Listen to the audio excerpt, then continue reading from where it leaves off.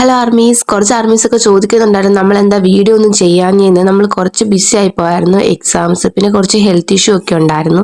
അതുകൊണ്ടാണ് നമ്മൾ വീഡിയോ ഒന്നും ചെയ്യാഞ്ഞത്. ഇപ്പം നമുക്ക് നോക്കുവാണെങ്കിൽ കാണാൻ പറ്റും ജങ്കുക്ക് ഇപ്പം ഒരു ട്രെൻഡിങ് ആയിട്ട് നിൽപ്പുണ്ട്. അതിന് കാരണം 2-3 ദിവസം മുമ്പ് ജങ്കുക്ക് എസ്പയുടെ ഒരു കോൺസേർട്ടിന് വന്നിട്ടുണ്ടായിരുന്നു. അതിനുശേഷമാണ് ജങ്കുക്ക് ഈ ട്രെൻഡിങ് ആയി നിൽക്കുന്നത്. ഇതിന് കാരണം പുതിയതായിട്ട് വന്ന ഒരു റൂമറാണ്, ജങ്കുക്കും എസ്പയിലെ വിന്ററും തമ്മിൽ ഡേറ്റ് ചെയ്യുന്നുണ്ടോ എന്നുള്ള കാര്യമാണ്. നമുക്ക് കുറച്ച് ആർമീസ് കമന്റിലൊക്കെ ചോദിക്കുന്നുണ്ടായിരുന്നു ഇതിനെപ്പറ്റി ഒരു വീഡിയോ ചെയ്യാവോ എന്ന്. അതുകൊണ്ട് നമ്മൾ ചെയ്യുന്ന വീഡിയോ ആണിത്. ശരിക്കും പറഞ്ഞാൽ നമ്മൾ ആർമീസ് ഇതിൽ കൺസേൺ ആവേണ്ട ആവശ്യമില്ല. അവർ ഡേറ്റ് ചെയ്യുന്നത് അവരുടെ ഒരു പ്രൈവസിയാണ്, അതെല്ലാം അങ്ങനെയാണ്.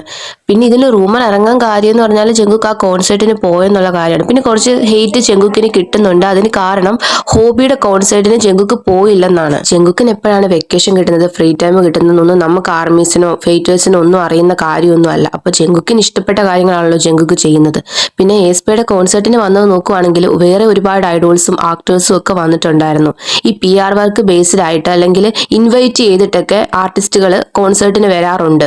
അതുപോലെ വന്നതാകാനും ചാൻസ് ഉണ്ട്. അല്ലാതെ നമുക്ക് അറിയാവുന്ന കാര്യമാണ് ജങ്കുക്ക് ഓപ്പൺ ആയിട്ട് എസ്പയുടെ സോങ്സ് ഒക്കെ കേൾക്കുന്ന ആളാണ്, ജൂനിയേഴ്സിനെ സപ്പോർട്ട് ചെയ്യുന്ന ആളാണ്. അപ്പൊ സപ്പോർട്ട് ചെയ്യാൻ വേണ്ടി അവരുടെ കോൺസേർട്ടിൽ വന്നതും ആകാൻ പറ്റും. അഥവാ അവർ ഡേറ്റ് ചെയ്യുന്നുണ്ടെന്നാണെങ്കിൽ അത് നമ്മളെ ഒന്നും മാറ്റർ ചെയ്യുന്ന കാര്യമേ അല്ല. ജങ്കുക്കിനെ നോക്കുവാണെങ്കിൽ ജങ്കുക്ക് കോച്ചെല്ല, അയ്യൂന്റെ കോൺസേർട്ട്, അതുപോലെ തന്നെ 17 അങ്ങനെ ഒരുപാട് ആർട്ടിസ്റ്റുകളുടെ കോൺസേർട്ടിന് പോകുന്ന ആളാണ്. ഹാരി സ്റ്റൈൽസിന്റെ അങ്ങനെ ഒരുപാട് വെസ്റ്റേൺ ആർട്ടിസ്റ്റുകളുടെ ഒക്കെ കോൺസേർട്ടിന് ജങ്കുക്ക് പോയിട്ടുള്ള ആളാണ്.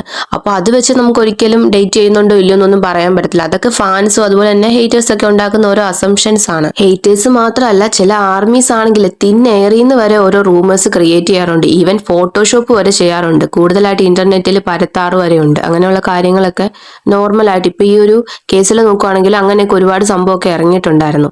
ഇപ്പം നമ്മൾക്ക് ഇഷ്ടപ്പെട്ട ഐഡോൾസ് ഡേറ്റ് ചെയ്യുവാണെങ്കിൽ അത് നമ്മളെ കോൺസേൺ ചെയ്യുന്ന കാര്യമല്ല.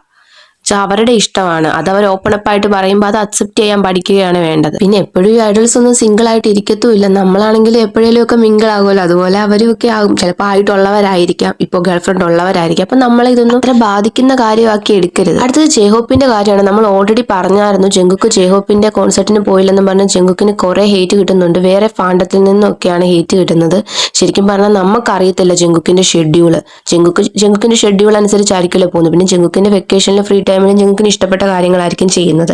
ജങ്കുക്ക് ആ കോൺസെർട്ടിന് പോയത് നോക്കുവാണെങ്കിൽ ജങ്കുക്കിന്റെ മാനേജറിനെയാണ് ശരിക്കും മനസ്സിലാകുന്നത്. ജങ്കുക്ക് മാസ്ക് ഒക്കെ വെച്ച് ഹാറ്റ് ഒക്കെ വെച്ചിട്ടുണ്ട്. ജങ്കുക്ക് അന്ന് തന്നെ മനസ്സിലാവത്തില്ല, എന്നാൽ കണ്ണൊക്കെ വെച്ചിട്ടാണ് ആർമീസ് ഐഡന്റിഫൈ ചെയ്തത്. അപ്പോൾ എനിക്ക് തോന്നുന്നു ജങ്കുക്കിന്റെ പ്രൈവറ്റ് ടൈം നമ്മൾ അതിനെ അക്സെപ്റ്റ് ചെയ്യുക എന്നുള്ളതാണ്.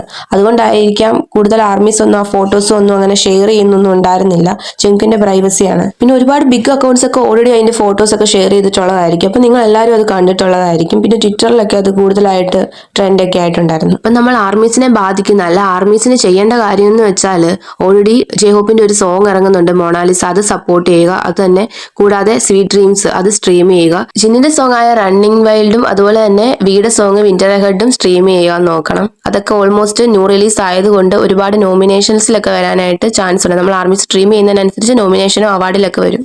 നമുക്ക് എന്തായാലും നെക്സ്റ്റ് വീഡിയോയിൽ കാണാം. Bye armies.